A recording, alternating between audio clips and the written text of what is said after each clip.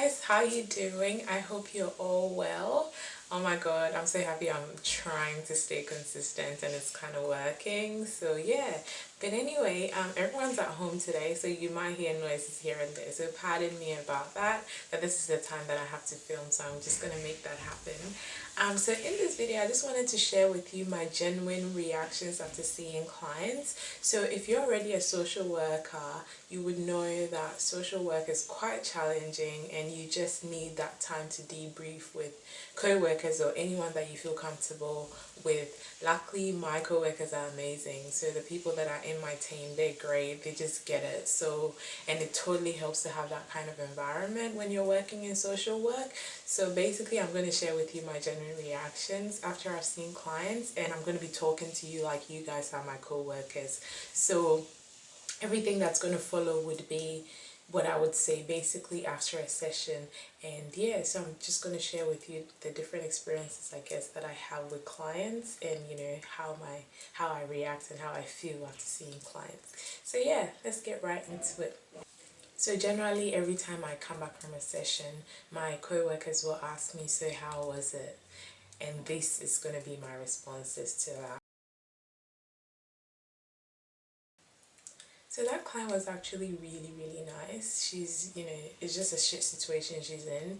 She's doing everything she can to sort of get out of what's happening, but it's just not working in her favor, and that's just really shit. So yeah, I'm just gonna do my best, I guess, to support her as best as I can.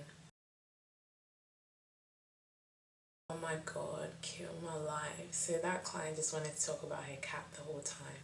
Like, don't get me wrong, I do get that our work is like social support related as well. So, you know, we're required to just provide social support and not necessarily counseling or, you know, I don't know, referrals or anything like that. Sometimes it's just social support that's required, and that's fair enough.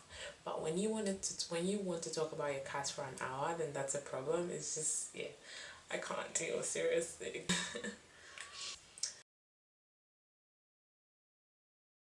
Okay, so this client, you basically came to us requesting for counseling, but everything that I asked, she just says yes or no. Like, she's not giving me anything, and it's just like, why are you here? Like, okay, so basically we walked in, you know, started the session, whatever. I'm like, okay, how can I help you today? She's like, oh, I'm wanting counseling. I was like, okay, in order for us to, you know, assist you as best as we can, we need some information around what's happening for you. It's just like, you know, just stuff. Yeah, things are just a little bit hard at the moment.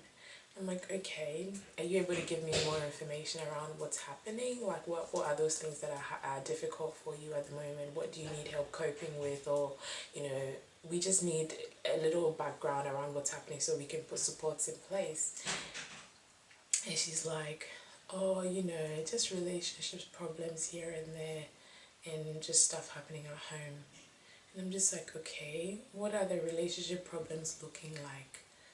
Oh, just, you know, issues with my husband. I'm just, yeah, he just gets angry. I'm just like, okay, can you give me an example of an incident of what's happening? She's like, no. And I'm just like, oh my god. It's so frustrating when you have people call you requesting for counseling or for support, but are very hesitant to give information. And I know sometimes because of all the trauma they're going through and how difficult it might be for them, it's hard for them to give information. But at the same time, we try to make the space as comfortable as possible. So it's just like, if you don't give me anything, I don't have anything to work with. It's just so frustrating. But anyway.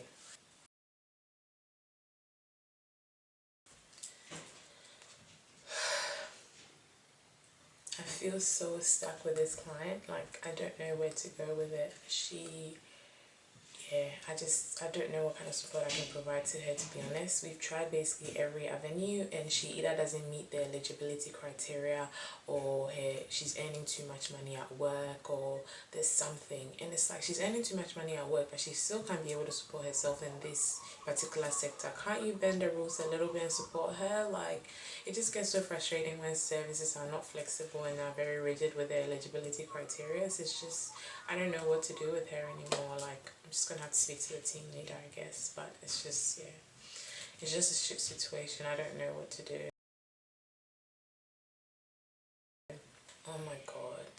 that was actually a very hard session. Like, I actually got quite frustrated.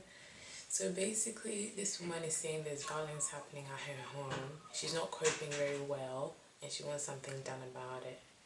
And I'm like, okay, so what's that gonna look like? What would moving forward look like for you? What do you want to do?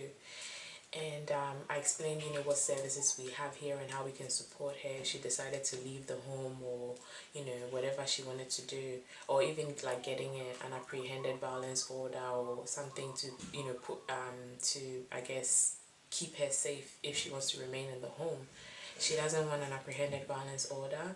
She doesn't want to leave the house. She doesn't want the person that's perpetrating the violence towards her to leave the house either. And I'm just like, okay, that's fine.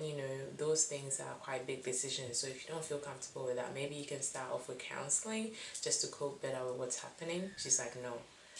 I'm just like, okay, so what do you really want to do? Why are you here? Like, do you really want to do anything about the situation, or you just want to talk to someone about it?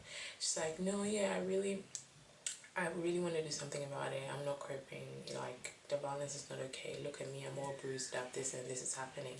And it's just like, so, but you're not taking any of the options that I'm giving you. And it's just so frustrating. So this client I actually saw last week, and she's wanting to move out of her house into another house, and she wants a support letter from us. And I offered to do a support letter for her, and I told her to come back and pick it up today. So when I saw her, I gave her the support letter, and she was like, oh, can I take her to housing and get, so we can get the forms and fill it out together? And I said, no, I already explained to her from the start that that's something that I can't do. I can only provide support within the center. So I can give her a support letter, but she's got to go to housing, get the forms. And it's only a walk away anyway. And she's like, oh, she's just going to struggle. She can't do it. And I'm like, okay, what about you go and get the forms, bring it, and I'll support you to fill it out. She's like, no, she can't.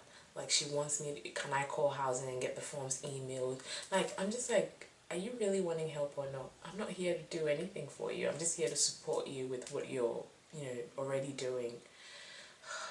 But yeah, guys, that was a few experiences that I've had with different clients that I decided to share with you. Hopefully it gives you some insight into the reality of being a social worker. If you've enjoyed this, please give it a thumbs up. Subscribe if you haven't already. It's really, I guess, motivating when I get new subscribers. So yeah, it will be nice for you to subscribe. And I'll see you in my next video. Bye, guys.